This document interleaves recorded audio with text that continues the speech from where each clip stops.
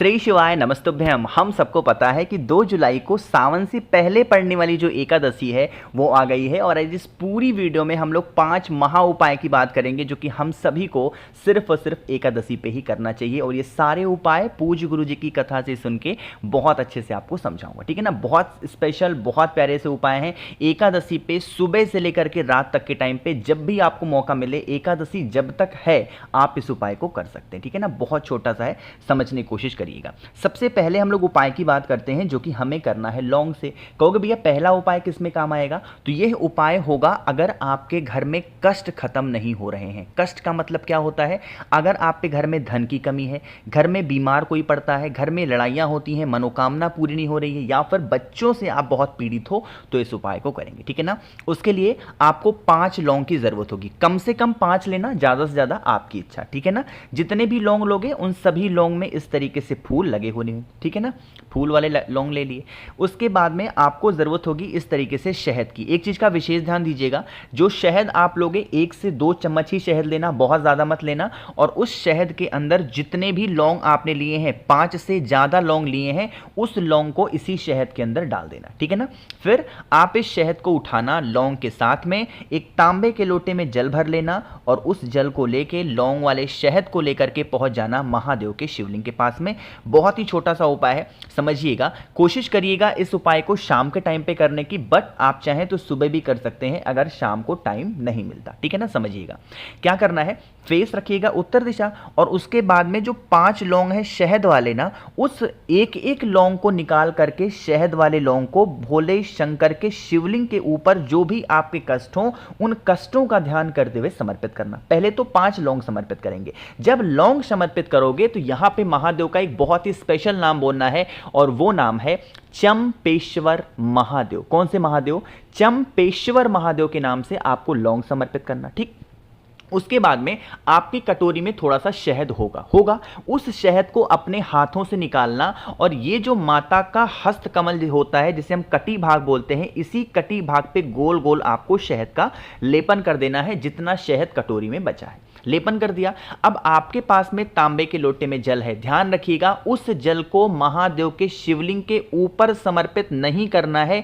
जिस जगह पे आपने शहद को लगाया है उसी जगह पे आपको गोल गोल चढ़ाते हुए उस जल को समर्पित करना है। कुछ इस तरीके से ऐसे गोल गोल करते हुए पूरे के पूरे जल को समर्पित कर देना। यकीन मानिए जिस आप कष्ट के लिए इस उपाय को कर रहे हो, महादेव आपके जीवन से उन कष्टों को खत्म कर देंगे। आपकी फैमिली खुश रहेगी, परिवार खुश रहेगा और लाइफ में कभी उन्हें पीछे मुड़ के देखने की जरूरत नहीं पड़ेगी, ठीक है ना। तो पहले उपाय की बात आपको समझ में आ गई है। आगे बढ़ते हैं अब इस वीडियो के हम लोग अपने दूसरे उपाय की तरफ, जो कि आज के टाइम पे हर एक फैमिली, हर एक घर की समस्याएं हैं और वो समस्याएं होती हैं धन को लेके। भैया हमारे घर में धन नहीं है, पैसे टिकते नहीं है, मां लक्ष्मी रूठी हुई है, हम उन्हें कैसे मनाएं, इसकी बात बता दो। तो आप इस एकादशी पे इस उपाय को करिएगा। उसके लिए जरूरत होगी आपको इस तरीके से एक मटके में दही की। अब इतना ज्यादा मात्रा में दही नहीं लेना, सिर्फ और सिर्फ 1 चम्मच दही लेना है। मार्केट में भी आपको अवेलेबल मिलेगा, ठीक है ना। दही लेंगे। दही को लेने के बाद में आपको एक बहुत ही प्यारी सी सुंदर सी बेलपत लेनी है जो कहीं से कटा पिटा ना हो। अब देखो हम ये उपाय किसके लिए कर रहे हैं? धन संपदा के लिए। तो धन के लिए उपाय कर रहे हैं तो एक चीज की जरूरत हमेशा पड़ती है और वो है कमल गट्टा। तो 1 कमल गट्टा भी आपको लेना होगा। इन सभी चीजों को लेंगे। एक तांबे का लोटा लेना, उसमें जल भरना अपने घर से, साथ ही साथ जो एक कमल गट्टा मैंने आपको दिखाया उस कमल गट्टे को कलश के अंदर डाल देना, ठीक है ना। फिर आप इस कलश को उठाना और उसके बाद में पहुंच जाना महादेव के शिवलिंग के पास में। एक एक स्टेप समझिएगा, तरीका क्या है। जो मैंने आप लोगों को दिखाया है दही, सबसे पहला काम करेंगे उस दही का लेपन भोले शंकर के शिवलिंग के ऊपर अच्छे तरीके से कर देना। जिस प्रकार मैं लेपन कर रहा हूं आप भी क्या करोगे, इसी तरीके से दही का लेपन करेंगे। जिस जगह पे आप दही का लेपन कर रहे हैं उसी स्थान पे जो बेलपत्र है उस बेलपत्र को समर्पित कर देना, ठीक है ना।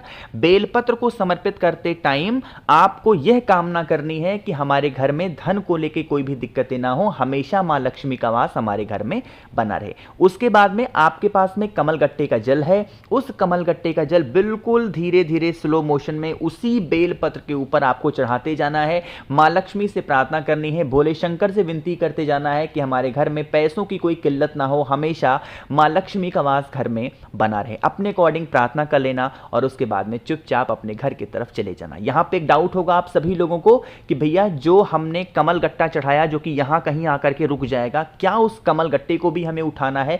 तो इसका जवाब है नहीं, कमल गट्टे को आपको वहीं पे छोड़ देना है और चुपचाप घर चले जाना, ठीक है ना। मन हो घर पे कर लो उपाय, मन है मंदिर में करो, सुबह से लेकर के शाम तक के टाइम पे कभी भी आप इस उपाय को कर सकते हैं। 2 उपाय की बात हो गई है, 2 और उपाय की बात करेंगे जो कि इस वीडियो का हमारा तीसरा उपाय है। आपको करना है लाल चंदन के साथ में, लेकिन कैसे करना है, क्या फायदे हैं, उससे पहले जल्दी से करिए वीडियो को लाइक और मेरे जितने भी भाई बहन आवाज मेरी पहली बार सुन रहे हैं चैनल को जरूर सब्सक्राइब करेंगे, ठीक है ना।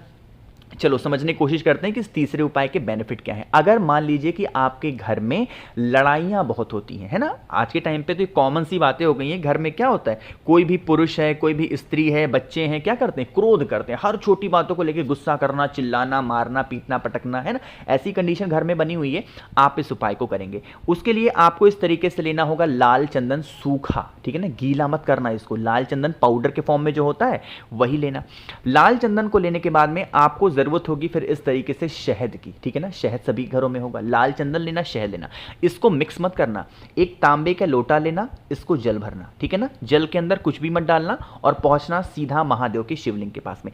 साथ ही साथ एक बेलपत्र भी अपने साथ ले लेना जो कहीं से कटा फिटा ना हो। तरीका समझिएगा, आपके पास में शहद है, उस शहद का लेपन माता अशोक सुंदरी के स्थान पे अच्छे तरीके से करोगे इस एकादशी पे, ठीक है ना। शहद का लेपन कर दिया, शहद का लेपन करने के बाद में आपके पास में है लाल चंदन का पाउडर, उसको अपने हाथों में लेंगे और इसी शहद के ऊपर अच्छे तरीके से लेपन कर देना, है ना। लाल चंदन का भी लेपन कर दिया। अब आपके पास में है एक बेलपत्र, जो व्यक्ति आप में घर में क्रोध करता, लड़ाई करता, झगड़ा करता, मारपीट करता, उस व्यक्ति का नाम और गोत्र बोल करके उस एक बेलपत्र को इसी स्थान पे, जिस जगह पे आपने शहद और लाल चंदन का लेपन किया है, उस स्थान पे उस एक बेलपत्र को समर्पित करेंगे। मैंने आपको एक तांबे के लोटे में जल दिखाया, उस जल को बहुत ही धीरे धीरे महादेव के शिवलिंग के ऊपर अपना फेस रखिएगा, उत्तर दिशा नॉर्थ डायरेक्शन, और पूरा का पूरा जल महादेव के शिवलिंग के ऊपर समर्पित कर देना। और यह कामना जरूर करना कि हमारे घर में लड़ाई झगड़े मारपीट बहुत होते हैं, हे शिव शंभु भोलेनाथ भोले बाबा आप हमारे घर से इन सभी समस्याओं को दूर करें। अपने अकॉर्डिंग प्रार्थना कर लेना और फिर आप अपने घर की तरफ जा सकते हैं। यकीन मानिए आप करिएगा इस एकादशी पे और आपको बहुत जल्दी फर्क देखने को मिलेगा कि आपकी फैमिली पहले कितना गुस्सा करती थी और बाद में कितना परिवर्तन आपके घर में, आपके परिवार में आ गया, ठीक है ना। करिएगा जरूर। यहां पे हम लोगों ने बात कर ली है अपने 3 उपाय की। आगे बढ़ते हैं सबसे आखिरी और बहुत स्पेशल से उपाय की। इस उपाय का नाम है 11 दिन का उपाय। कितना? 11 दिन। करना एक ही दिन है, लेकिन आपको इस उपाय को 11 दिनों तक एक तरीके से इस्तेमाल करना है।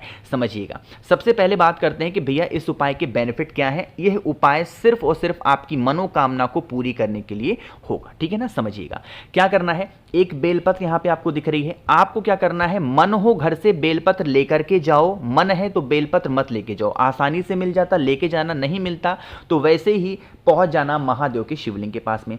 आप जैसे ही महादेव के शिवलिंग के पास पहुंचोगे, आपको महादेव के शिवलिंग के ऊपर पहले से ही बेलपत्र चढ़ी हुई नजर आएगी। अगर घर से लेके गए हो तब तो आप चढ़ा देना, नहीं लेके गए हो तो पहले से आपको बेलपत्र चढ़ी हुई नजर आएगी।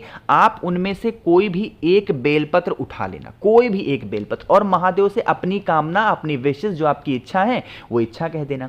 उस एक बेलपत्र को उठा करके अपने घर पे लाएंगे और 11 दिनों तक आप उस बेलपत्र को संभाल करके अपने घर पे रखेंगे कि वो टूटने ना पाए, ठीक है ना। किसी छोटी सी कटोरी में रख देना संभाल के कि वो टूटे नहीं। सूख भले जाएगा, अगर उसे आप छेड़छाड़ नहीं करोगे तो बेलपत्र टूटेगी नहीं, ठीक है ना। उस एक बेलपत्र को जिस दिन 11वां दिन हो, 11वें दिन आप लोग को लेके जाना है। फिर उसी बेलपत्र को अपनी मनोकामना कह के महादेव के शिवलिंग के ऊपर अगर आप समर्पित कर देंगे तो आपकी बरसों पुरानी जो भी मनोकामनाएं होंगी, जो भी विशेष होंगी, वो सारी इच्छा महादेव पूरी जरूर कर देंगे। मैंने कोशिश की आप सभी को जो बहुत ही फेमस से उपाय थे एकादशी पे अच्छे से समझाया है। वीडियो पसंद आई हो लाइक करिएगा। कुछ पूछना है, नहीं समझ में आया, नीचे कमेंट सेक्शन में पूछ सकते हैं। मेरे जितने भी भाई बहन आवाज़ मेरी पहली बार सुन रहे हैं, चैनल को सब्सक्राइब करिएगा और हाँ, वीडियो को लाइक सभी को करना है। श्री शिवाय नमस्तुभ्यम।